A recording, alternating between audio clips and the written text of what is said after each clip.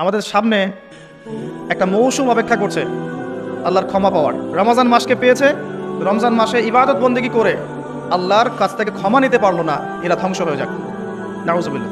দুনিয়াদার মানুষরা already plan করে ফেলেছে রমজানে কোন কোন পণ্যের দাম কী হবে, কীভাবে সিন্ডিকেট করা যায়, কী করা যায়, কেমনে লাভ করা যায়, কি সব ওদের প্ল্যান রেডি। দিনদার মানুষরা এমন করবে না। দিনদার মানুষ যারা ক্ষমা পেতে চায় তাদের কয়েকটা কাজ আমি বলে শেষ করছি। 1 নাম্বার, রমজান মাসে 5 ওয়াক্ত নামাজ জামাতে পড়ার চেষ্টা করে, পারবেন না? আচ্ছা, হঠাৎ করে কিন্তু একটা জায়গায় শুরু করা যায় না। রমজান থেকেই শুরু করবো এমনটা করা যাবে না, কিন্তু আগে থেকেই স্টার্ট করতে হবে, তাহলে রমজানে গিয়ে আপনি ফ্লো সৃষ্টি করতে পারবেন। ফ্যান ছেড়েছেন, ফ্যানটা কি ধাপ করে এত জোরে হয়েছে?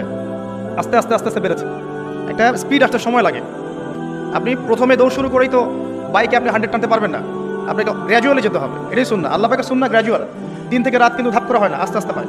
রাত থেকে দিন আস্তে আস্তে হয়। আপনি এখান থেকে শুরু করেন, শাবান মাস থেকে। শাবান মাসে মাঝে মাঝে কিছু রোজা রাখেন, কয়েকটা সম শাবান মাসে রাখেন। নবী সাল্লাল্লাহু আলাইহি ওয়াসাল্লাম শাবানে বেশি বেশি রোজা রাখতেন। আল্লাহ পাক আমাদেরকে তৌফিক দান করুন, যাতে রমজানে গিয়ে আমাদের কষ্টটা কম হয়। 5 ওয়াক্ত নামাজ জামাতে পড়ার চেষ্টা করেন। সেহরিতে এমনভাবে খাবেন না যে মনে হয় এটা আপনার জীবনের শেষ খাওয়া, এভাবে খাবেন না। সেহরিতে কম খান, যত বেশি খাবেন তত বেশি আপনি অলস হয়ে যাবেন। মুসলিমদের উচিত নয় খুব বেশি ভরপেট খাওয়া, এবং এই সুন্নাতটা এখন কিতাবের মধ্যে আছে, আমাদের বডি এবং আমলের মধ্যে সুন্নাতটা খুব একটা নাই। যত বড় আশেকের রাসূল দেখবেন তত বড় ভরি, এটাই বাস্তবতা। আমরা ভোগবিলাসী হয়ে গেছে। এটা আখিরুজ জামানের সাইন। নবী সাল্লাল্লাহু আলাইহি ওয়াসাল্লাম বলেছে শেষ জামানে এক শ্রেণীর মানুষ আসবে যাদের উঁচু ভরি থাকবে, ঠেস দিয়ে বসে থাকবে এবং আরামপ্রিয় হবে। হাদিসের পাতায় পাতায় এগুলো আছে, কি বলা নাই হাদিসে। ঈসা ইবনে মারইয়াম যখন আসবেন সিরিয়ার দামেস্কের সাদা মসজিদের মিনারের উপরে, তখন তার মাথা দিয়ে টপ টপ করে পানির ফোঁটা পড়বে, এটাও হাদিসে বলা আছে। মাসিহুদ দাজ্জালকে তিনি কোথায় মারবেন, কোথায় হত্যা করবেন, সেটাও হাদিসে আসছে, প্যালেস্টাইনের বাবেলুদ নামক জায়গায়। কি নাই ইসলামে? সব কিছু আছে। মানতে পারি না সেটা ডিফারেন্ট বিষয়, কিন্তু স্বীকার করতে হবে যে আছে, ইনশাল্লাহ জান্নাত যাওয়া যাবে। মানতে পারি না, আমল করতে পারি না, প্রতিবন্ধকতা আছে, সেটা আল্লাহ পাক এক্সকিউজ নেবেন হয়তো বা, আগে স্বীকার করতে হবে, আকীদা ঠিক করতে হবে যে হ্যাঁ এখানে সলিউশন আছে। আল্লাহ পাক এতটুকু করার তৌফিক অন্তত আমাদেরকে দান করুন। ইফতারেও কম খাবেন, ইফতারে সারাদিন রোজা রেখে বেশি খাবেন না। খেতে হলেই পেটের 1 ভাগ খান, 1 ভাগ ফাঁকা রাখেন, আপনি ইবাদত করে স্বাচ্ছন্দ্য বোধ করবেন। ইফতারে বেশি খেলে তারাবি নামাজ পড়তে পারবেন না, এবং তারাবি জামাতে পড়ার চেষ্টা করবেন। তারাবি সালাতে সুন্দর করে লম্বা করে পড়ার চেষ্টা করবেন, সময় লাগবে 1 ঘন্টা 2 ঘন্টা। সবচেয়ে উন্নত মানের হাফেজকে রাখবেন, যার তেলাওয়াত শুনে নামাজে মনোযোগ বাড়ে, সুমধুর তেলাওয়াত করবে, পুরো কোরআন খতম করবে। আমরা মনোযোগের সাথে তারাবি করবেন ইনশাআল্লাহ। তারাবি সালাতের মাঝখানে দোয়া করবেন, সেজদায় বেশি বেশি দোয়া করবেন, রমজান মাসে দোয়া কবুল হয়। রোজা রাখা অবস্থায় বেশি বেশি দোয়া করবেন, নিজের জন্য, পরিবারের জন্য, আত্মীয় স্বজনের জন্য, দেশের জন্য, উম্মার জন্য, সবার জন্য দোয়া করবেন। দোয়ার মধ্যে সাম্প্রদায়িক হবেন না, স্বার্থপর হবে না, সবার জন্য দোয়া করতে শেখেন। আল্লাহ পাক আপনার দোয়া বেশি বেশি কবুল করবেন ইনশাআল্লাহ। রমজান মাসে যাকাতগুলো দিয়ে দিবেন। যাকাত হচ্ছে ইসলামিক ইকোনমিক্সের বেস, যাকাতটাই বেস। শুধুমাত্র একটা কাজ যদি করতে পারতাম আমরা, এটা যাদের ক্ষমতা আছে তারা যদি কখনো মূল্যায়ন করে হয়তো বা উপকার হবে। এই দায়িত্ব আমাদের না, আমাদের দায়িত্ব শুধু প্রচার করা। শুধু যদি যাকাতটা কালেক্ট করা যেত একটা সিস্টেমেটিক ওয়েতে, বাংলাদেশে এমনও মানুষ আছে যারা একজনের যাকাতের টাকা দিয়ে 100টা পরিবার চলবে, এবং এটা প্রতি বছর আসবে, 1 বছর না, প্রতি বছর নিসাব পরিমাণ সম্পদ হলেই যাকাত আসবে, যাকাত আসবে। একবারে হিউজ ক্যাপিটাল আমাদের তৈরি হতো। এটা দিয়ে আপনি বড় বড় মেগা প্রজেক্ট করতে পারতেন। দুর্ভাগ্যজনক, এটাতে আমরাই যাকাত দিতে চাই না। অনেক মুসলিম আছে নামাজ পড়ে যাকাত দেয় না, অনেক মুসলিম আছে। অনেক মুসলিম আছে নামাজ পড়ে সুদ খায়, নামাজ পড়েই ঘুষ খাচ্ছে, নামাজ পড়ে দুর্নীতি করছে। নামাজি ব্যক্তি, কপালের সেজদার দাগ আছে। আমি এমন দেখেছি আমার সাথে আল্লাহ রাস্তায় সময় দিয়েছে তাবলীগে, বোনের সম্পত্তি দেয়নি, বোনের হক দেয়নি। বোনকে বুঝিয়েছে যে তুমি না নিলে তো এটা নেকির কাজ, তুমি ছেড়ে দিলে এটাই নেকির কাজ, সব হবে তোমার। আমরাও কম না ভাই, তো আগে নিজে ভালো হই, মানুষের ভালো নিয়ে পরচিন্তা করি। আলাইকুম আনফুসাকুম, নিজের নফসের খবর নেই। মানুষকে সংশোধন করা অনেক কঠিন বিষয়, নিজে সংশোধন না হলে মানুষকে সংশোধন করা যায় না। এটাই আমাদের সমস্যা, আমরা আগে নিজের চিন্তা না করে মানুষের চিন্তা করি। আল্লাহ পাক আমাদেরকে বোঝা তৌফিক দান করুন, বক্তা শ্রোতা সবাইকে আমল করার তৌফিক দান করুন। রমজান মাসে আরও কিছু কাজ করে বেশি বেশি ইফতার করাবেন, বেশি থেকে বেশি মানুষকে ইফতার করাবেন, পারা যাবে ইনশাআল্লাহ। একজন রোজাদারকে ইফতার করালে ওই ব্যক্তি রোজার নেকি আপনি পাচ্ছেন, এবং আপনার নেকি থেকে কাটা হবে না, বরং আপনাকে এক্সট্রা বোনাস দেওয়া হবে। প্রত্যেকদিন মসজিদে আসর থেকে মাগরিব পর্যন্ত হাদিসে দার্সে হাদিসের ব্যবস্থা করেন। এই যে আপনাদের এখানে মুনতাখা হাদিস বই আছে না, মুনতাখা হাদিস, ফয়জুল কালাম, তারপরে এই যে রিয়াদুস সালেহিন, এই বইগুলো আছে, মিশকাত, এখান থেকে দার্স দিবেন। আসর থেকে মাগরিব পর্যন্ত এগুলো চলবে। মাগরিবে মানুষ আসবে, এখানে সবাই মিলে ইফতার করবে, করা যাবে না? ইফতার করাবেন, পরিবেশ মজা থাকবে। ইফতার যারা বাসায় করবেন, আমার অনুরোধ হচ্ছে পরিবার বর্গকে সাথে নিয়ে ইফতার করেন, যা ছোটো ছোটো বাচ্চারা দেখে যে আমরা এভাবে ইসলামিক সংস্কৃতি দেখে বড় হয়েছে। এখন এক একটা পরিবার এক একটা জগৎ, একটা ছাদের নিচে 10টা জগৎ, 10 জনের হাতে 10টা ফোন, এক একজন এক একটা ঘরে, ফোনের মধ্যে এক একটা ওয়ার্ল্ড, এক একটা জগৎ, কারোর সাথে কারো কথা নাই, আত্মকেন্দ্রিকতা। পাশে কে ফ্ল্যাটে গিয়ে আছে তো দেখার সময় নাই। তো পরিবারের সদস্যদেরকে নিয়ে ইফতার করেন। আরেকটা নসিহত করব, রমজানের যে বাজার, এই বাজারটা আগেই করে রাখেন। রমজান মাসে বেশি বেশি বাজারে যাবেন না, সময় নষ্ট করবেন না, বেশি বেশি কোরআন তেলাওয়াত করবেন। রমজান মাসে কোরআন তেলাওয়াত এই জন্য করবেন, কোরআন এই মাসেই নাজিল হয়েছে, অন্তত একটা বার খতম দেওয়ার চেষ্টা করুন, পারা যাবে? আলিফ লাম মিম থেকে একদম মিনাল জিন্নাতি ওয়ান নাস পর্যন্ত প্রত্যেকদিন এক পারা করে পড়েন, 30 দিন 30 পারা হয়ে যাবে, পারা যাবে না? এরা হাফেজে কোরআন আছেন, এই মাসে কোরআনটাকে হিফজ করবেন, আরও ভালো করে চর্চা করবেন। এরা আরও বড় স্কলার আছেন, কোরআনকে গবেষণা করবেন, কোরআনের দার্স দিবেন, মানুষকে কোরআনের কথা বলবেন। এটা একমাত্র কিতাব, এটা একমাত্র কিতাব যার মধ্যে প্রতিটা বিষয়ের সলিউশন আছে, এবং এটা মানুষের ভিতর ঢুকে গেলে আপনাকে তখন তরওয়ারির জোরে ইসলাম আর কায়েম করতে হবে না। ইসলাম এভাবে কায়েম হয়েও নাই, মানুষের মন পরিবর্তনের মধ্য দিয়ে ইসলাম কায়েম হয়েছে। তো কোরআন মানুষের ভিতরে ঢুকিয়ে দেন, অটোমেটিক দেখবেন সে আল্লাহর পথে চলে আসবে ইনশাআল্লাহ। এটাই মূল কাজ, জ্ঞানতাত্ত্বিক কাজটাই মূল, মানুষকে জ্ঞানী করাটাই মূল কাজ। আমরা বেসিক কাজ করতে চাই না, বড় বড় স্বপ্ন দেখি। বেসিক কাজ দেখবেন, 5 ওয়াক্ত নামাজ পড়তে চাই না, যাকাত দিতে চাই না, কোরআন তেলাওয়াত করতে জানি না, বাসায় পর্দা নাই, হালাল রিজিক নাই, কিন্তু বড় বড় কথা বলি। ব্যক্তি জীবন ঠিক করা উচিত আগে, বড় বড় কথা অনেক পরে, এগুলো সময় না এখন। প্রাইমারি লেভেলের কাজ ঠিক নাই, ভিত্তি ঠিক নাই, আপনি বাড়ি বানাবেন কীভাবে? রমজান মাসে কোরআন তেলাওয়াত করেন, বেশি বেশি আল্লাহ জিকির করেন। হিসনুল মুসলিম একটা বই আছে, হিসনুল মুসলিম, বইটা মুখস্থ করে ফেলেন, বইয়ের মধ্যে প্রচুর জিকির দেওয়া আছে, দোয়া দেওয়া আছে, এগুলো করেন রমজান মাসে, আল্লাহ আপনার দোয়া কবুল করবেন ইনশাআল্লাহ।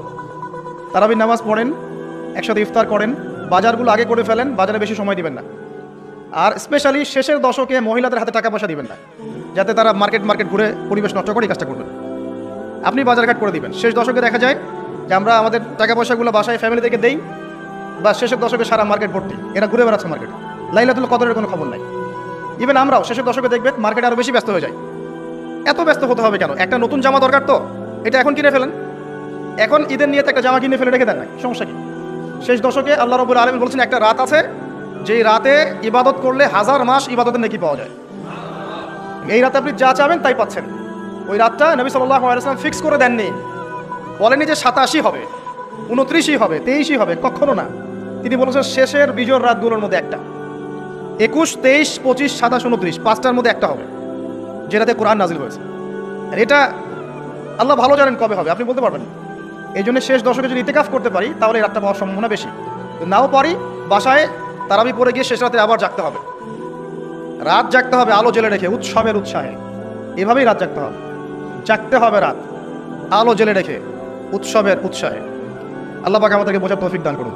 এরপর ঈদের দিনের আগে ফেতরা দিয়ে দিবেন, সাদাকাতুল ফিতর দিয়ে দিবেন, আল্লাহর ওয়াস্তে যাকাত দিয়ে দেন। যাকাত না দিলে আপনার এই সম্পদটা আপনাকে এই কপালে, গালে, পিঠে আর বুকে আল্লাহ রাব্বুল আলামিন ধাতুতে পরিণত করে কিয়ামতের মাঠে লেপ্টে দিবেন, নাউযুবিল্লাহ। বলবেন হ্যাঁ মা কানাসতুম লিআনফুসিকুম, এটাই তো এই সম্পদ যা তুমি জমা করেছিলে, আমার হক দাওনি। এই রমজান মাসে এই আমলগুলোর মধ্য দিয়ে আমরা তাকওয়া অর্জন করতে পারবো ইনশাআল্লাহ, আল্লাহর ক্ষমা পাবো ইনশাআল্লাহ। এবং আশা করা যায় এই ওসিলায় আল্লাহ পাক আমাদের সবাইকে পরকালেও নাজাত দিয়ে দিতে পারেন। এবং রমজান মাসে একটু মানব সেবামূলক কাজ করার চেষ্টা করবেন। এতিমদের পাশে দাঁড়ান, বিধবাদের পাশে দাঁড়ান, বৃদ্ধ বৃদ্ধাদের পাশে দাঁড়ান, কিছু করেন সমাজের জন্য, দেশের জন্য, উম্মার জন্য কিছু করেন। আপনার যে প্রতিভা আছে এটা দিয়ে কিছু করে যান, ভালো কিছু করলে বৃথা যাবে না, ইনশাআল্লাহ পরকালে পাবেন। দুনিয়াতে আপনি পান বা না পান, পরকালে পাবেন ইনশাআল্লাহ তাআলা। আর আমরা ব্যবসায়ীদেরকে রিকোয়েস্ট করবো, শেষ কথা, রমজান মাসে আল্লাহর ওয়াস্তে জিনিসপত্রের দাম বাড়িয়ে দিবেন না, কৃত্রিম সংকট তৈরি করবেন না, সিন্ডিকেট করবেন না, নিত্য প্রয়োজনীয় জিনিসের দাম বাড়িয়ে দিবেন না। এই মাসে বরং দাম কমিয়ে দেন, আল্লাহ আপনার ব্যবসায় বরকত দিবে ইনশাআল্লাহ। এই মাসে যারা কাপড়ের ব্যবসায়ী কাপড় দেন, খাবারের ব্যবসায়ী খাবার খাওয়ান, দাম কমিয়ে দেন, দেখবেন আল্লাহ আপনার রিজিকের দায়িত্ব নিয়েছেন। আপনি আপনার রিজিকের দায়িত্বশীল নন। যদি মনে করেন যে আপনি আপনার রিজিকের দায়িত্বশীল, আপনি শিরক করছেন। একজন ব্যক্তি সুদের চাকরি করছে, সে যদি মনে করে এই চাকরি ছেড়ে দিলে আমার পরিবার চলবে না, আমি চলতে পারবো না, তাহলে ইনডাইরেক্টলি সে বলছে যে সে তার রিজিকের দায়িত্বশীল। সে চলতে পারবে কি পারবে না কে জানে। এটা এমন অনেক মানুষ আছে যাদের কানে এই লেকচারগুলো পৌঁছেছে সুদ সংক্রান্ত, তারা 60,000, 70,000, 80,000 টাকার চাকরি ছেড়ে দিয়েছে, কৃষিকাজ করছে, কফি শপ দিয়েছে, কাপড়ের ব্যবসা করছে। এখন আমাদেরকে মেসেজ পাঠায়, আমাকে বলে ভাই পরিবারে বরকত শেষ নেই আলহামদুলিল্লাহ। আগে বরকত ছিল না, 1 লাখ টাকা বেতন পেতাম, মা অসুস্থ, বোন অসুস্থ, স্ত্রীর সমস্যা, এই ক্যান্সার, ওই অসুস্থতা, এখন কোনো রোগ নাই, আল্লাহ ভালো করে দিয়েছে। আল্লাহ পাক বারাকা দিবেন, হালালে থাকেন, আল্লাহর ওয়াস্তে হারামে যায় না। বেসিক কিছু কাজ করেন, পড়াশোনা করেন, কোরআন তেলাওয়াত করেন, কোরআনটা বোঝার চেষ্টা করেন, নবী সাল্লাল্লাহু আলাইহি ওয়াসাল্লামের সুন্নাহ মতো চলার চেষ্টা করেন, পরিবারের আদর্শটা ঠিক করার চেষ্টা করেন, হালাল খান, মানুষকে ইসলামের দাওয়াত দেন, অমুসলিমদেরকে ইসলামের সৌন্দর্য ফুটিয়ে তোলে, যাতে করে তারা এই সৌন্দর্য দেখে ইসলামের দিকে আসতে পারে। এবং কারো প্রতি জুলুম করবেন না, অত্যাচার করবেন না, নির্যাতন করবেন না, এবং আত্ম অহংকারে ভুগবেন না যে আমরাই শ্রেষ্ঠ, সবাই বাতিল এমনটা মনে করবেন না। মুসলিমদেরকে এক মনে করেন, সবাইকে সাথে নিয়ে ইসলামের সৌন্দর্য দিয়ে কোরআন এবং সুন্নাহর সমাজ গঠন করার চেষ্টা করেন। আল্লাহ সবাইকে তৌফিক এনায়েত করুন, আমিন। 3 শ্রেণীর মানুষের জন্য নবী সাল্লাল্লাহু আলাইহি ওয়াসাল্লাম অভিশাপ দিয়েছেন। অভিশাপ আরেক শ্রেণী হচ্ছে তারা যারা বৃদ্ধ পিতামাতাকে পেয়েছে, তাদের সেবা যত্ন করে জান্নাত লাভ করতে পারে নাই। যে দৃশ্যটা দিন দিন বাড়ছে, পিতামাতাদের খেদমত করাটাকে এখন আমরা ফরজ বলে মনে করি না, বরং আমরা স্ত্রী সন্তানের খেদমতটাকে ফরজ বলে মনে করি। দিন যাচ্ছে দেখবেন বৃদ্ধাশ্রমের সংখ্যা বাড়ছে। বৃদ্ধাশ্রমের কোনো জায়গা নেই ইসলামে, বরং মায়ের পায়ের নিচে সন্তানের বেহেশতের কথা বলা হয়েছে। পিতার সন্তুষ্টিতেই সন্তানের জান্নাত জাহান্নাম নির্ধারণ হবে, এমনটা বলা হয়েছে। এই শ্রেণীর মানুষের জন্য অভিশাপ, ধ্বংস। নবী সাল্লাল্লাহু আলাইহি ওয়াসাল্লাম ধ্বংসের দোয়া করেছে। আরেক শ্রেণী তারা যাদের সামনে নবী সাল্লাল্লাহু আলাইহি ওয়াসাল্লামের নাম উচ্চারিত হয়, তারা দরুদ শরীফ পড়ে না, সাল্লাল্লাহু আলাইহি ওয়াসাল্লাম এটা পড়ে না। জুমার দিনে যে কাজগুলো বেশি বেশি করবেন তার মধ্যে একটা হচ্ছে দরুদ পড়বেন, বেশি থেকে বেশি। আল্লাহ পাকের এক শ্রেণীর ফেরেশতা আছেন যারা দরুদ কালেক্ট করেন এবং নবী সাল্লাল্লাহু আলাইহি ওয়াসাল্লামের রওজা এবং কবরে পৌঁছে দেন। নবী সাল্লাল্লাহু আলাইহি ওয়াসাল্লাম উত্তর দেন। এটা কিভাবে দেন এটা ব্যাখ্যা আমরা করতে পারবো না, কারণ সব কিছু যুক্তি দর্শন বিজ্ঞান দিয়ে প্রমাণ করা যাবে না। পশ্চিমারা যা শিখাচ্ছে যে যুক্তি বিজ্ঞান দর্শন পরীক্ষা নিরীক্ষা পর্যবেক্ষণের মাধ্যমে যা লাভ করা যায় তাই জ্ঞান, এর সাথে ইসলাম সম্পূর্ণভাবে একমত না। ইসলামের অনেক কিছু আছে যেগুলোর ব্যাখ্যা আপনি যুক্তি বিজ্ঞান দর্শন দিয়ে পাবেন না। বিজ্ঞানকে জিজ্ঞাসা করেন, excuse me mister science, can you give me the definition of রুহ, can you give us the definition of রুহ বা সোল। সায়েন্স আপনি কি আমাকে আত্মার সংজ্ঞা দিতে পারবেন? সায়েন্সের দৌড় শেষ, পারবে না। জিজ্ঞাসা করেন ঘুমের ডেফিনেশন দিতে, এটা মেডিকেল ব্যাখ্যা দিতে পারবে, স্বপ্ন এবং ঘুমের ব্যাখ্যা দিতে পারবে না। জিজ্ঞাসা করেন যে কবর আযাবের ডেফিনেশন দিতে, পারবে না। জিনদের সংজ্ঞা দেন, জিনকে প্রমাণ করেন পরীক্ষা নিরীক্ষা পর্যবেক্ষণে, পারবেন না। আল্লাহ পাক বলেছেন ওয়া মা খালাকতুল জিন্না ওয়াল ইনসা ইল্লা লিয়াবুদুন। কনফ্লিক্ট আছে এখানে। মালায়েকা ইমানের দ্বিতীয় পিলার, আল্লাহ বিশ্বাস তারপরেই মালায়েকায় বিশ্বাস। মালায়েকাকে তারা প্রমাণ করতে পারবেন না। আপনি সায়েন্স এটা ল্যাবে বসে প্রমাণ করতে পারবেন না যে এই জায়গাটা ফেরেশতারা ঘিরে রেখেছেন। এই ফেরেশতারা দরুদ কালেক্ট করেন, পৌঁছে দেন। এটা বারজাখ, টোটালি ডিফারেন্ট একটা জগৎ, এটা ব্যাখ্যা আমরা করতে পারবো না। তাই যেগুলোর ব্যাখ্যা করা যায় না সেগুলোর অস্তিত্ব নাই, কথা ঠিক নয়। বলে এটা সায়েন্সের বা যুক্তির বা দর্শনের দুর্বলতা, ইসলামের দুর্বলতা নয় এটা।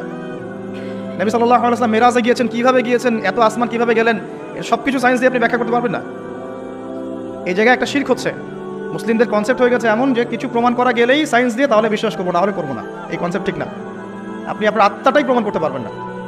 এটা কঠিন না, তরল না, বায়বীয় না, কি কোথায় থাকে, মৃত্যুর সময় কোথায় যায়, একটা ডেড বডি আর আমার মধ্যে কি পার্থক্য, আত্মার পার্থক্য না, এর রুহটা কোথায় গেল, কি হলো, এটা ব্যাখ্যা করতে পারবেন না। সব কিছুকে এভাবে প্রোটেস্ট্যান্ট ভার্সনে চিন্তা করবেন না। আসেন ফেরেশতারা কালেক্ট করেন, পৌঁছে দেন, নবী সাল্লাল্লাহু আলাইহি ওয়াসাল্লাম অ্যানসার দেন।